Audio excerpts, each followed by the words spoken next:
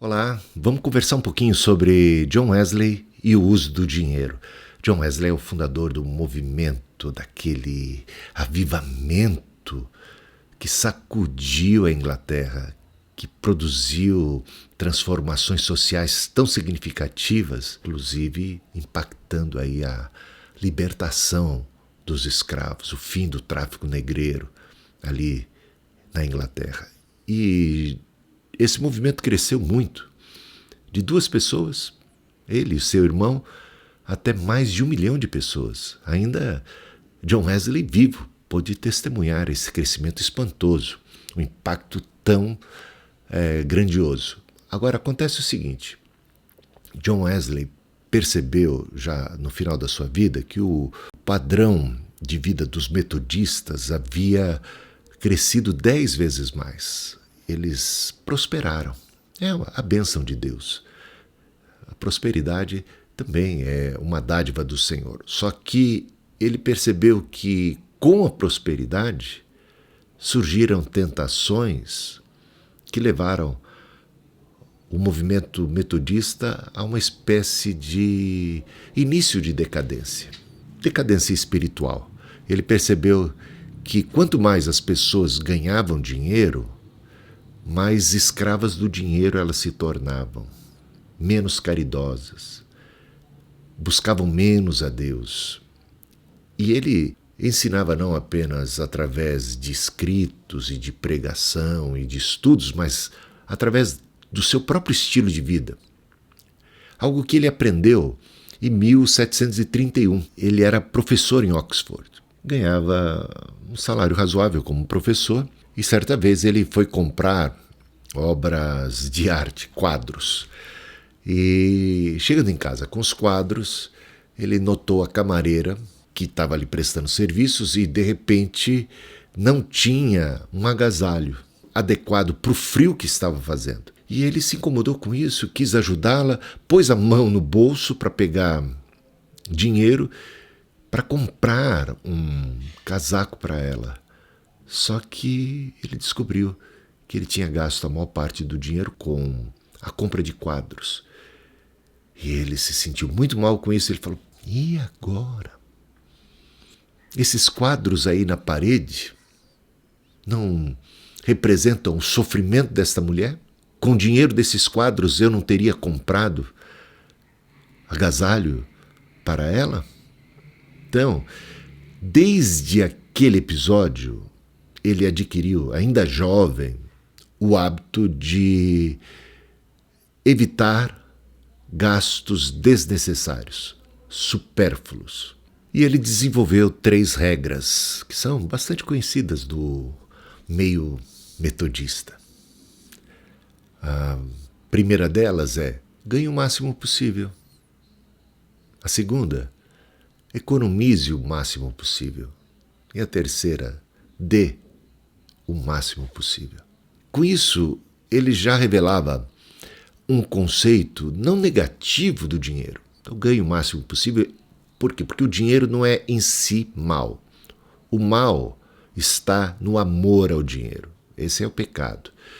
E ele percebia que o dinheiro seria um instrumento poderoso nas mãos dos crentes generosos, caridosos, que poderiam minimizar muitos males, muitas injustiças, poderiam servir para saciar os famintos, cobrir os que estão desprovidos de vestimenta, dar guarida, abrigo, sustentar viúvas, órfãos, beneficiar pessoas carentes.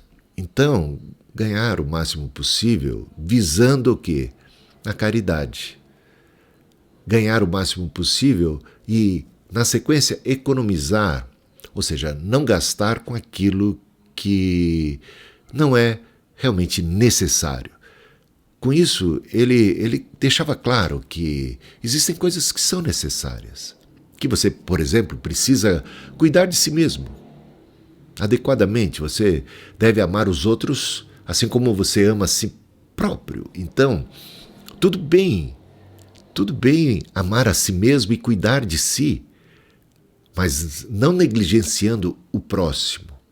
Então é natural que você separe o suficiente para seu bem-estar, para sua alimentação, vestimenta, tendo com que comer e se vestir, desse por satisfeito, vestir também, cobrir, ou seja, moradia é muito importante, é fundamental, e inclusive pensar também em situações de emergência, ter para situações assim, para não ter que, de repente, ficar na mão, depender de outras pessoas, ter que, de repente, recorrer a empréstimos. Então, pensar dessa forma, de maneira adequada e prudente, não é errado, é algo adequado. Então, sustento de sua família, os cuidados, o estudo, saúde. Então, prover nesse sentido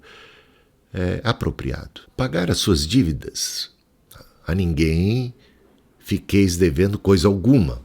Então, é importante a gente não estar em débito com quem quer que seja. Tendo então suprido as necessidades elementares, básicas e também pago os credores, as dívidas que temos, estando sossegados nesse sentido, cabe e compete sermos generosos, caridosos, dê o máximo possível. Pense nos outros. Então essa era a norma, ou as 3 regras de John Wesley, e ele viveu isso. Eu não sei se você sabe, mas John Wesley foi um dos homens mais ricos da Inglaterra no seu tempo. Ele começou ganhando 30 libras por ano e depois logo ganhava o dobro, depois o quádruplo.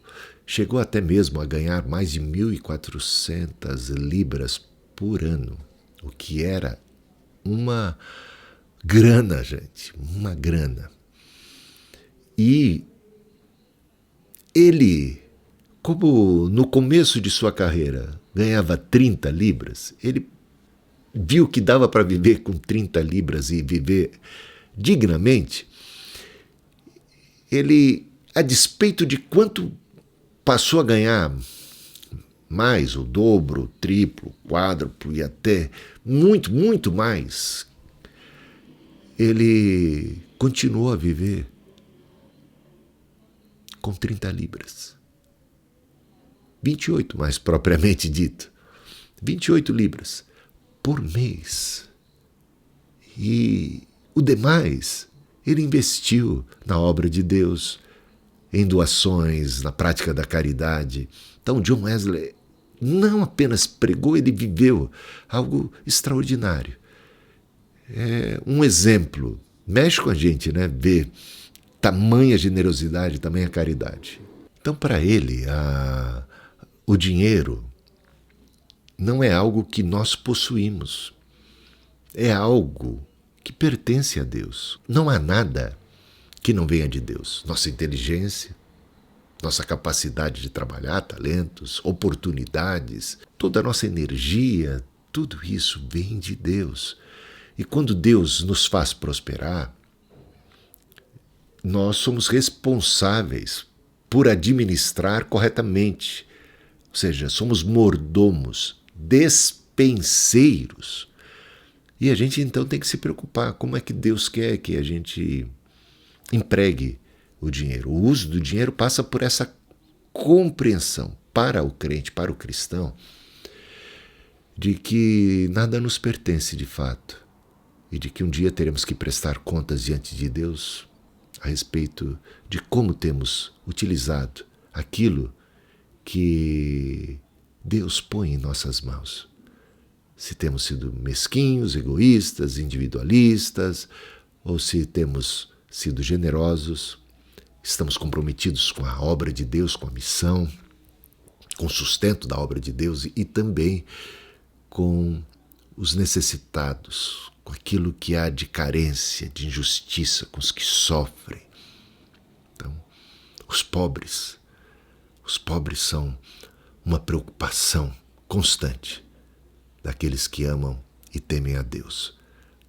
Olha, eu quero colocar como tarefa para você a leitura do Sermão 50 de John Wesley, que é sobre o uso do dinheiro.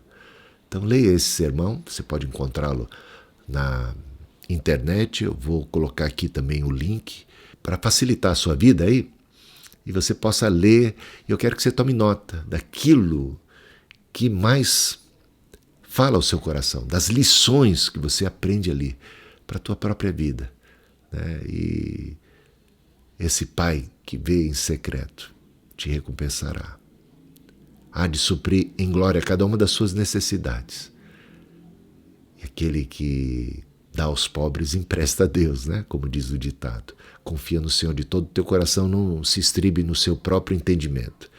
É isso aí, essa é a reflexão que eu gostaria de deixar com vocês. Então leiam o sermão de Wesley, o uso do dinheiro, como usar o dinheiro da perspectiva cristã. Um grande abraço, Deus abençoe você.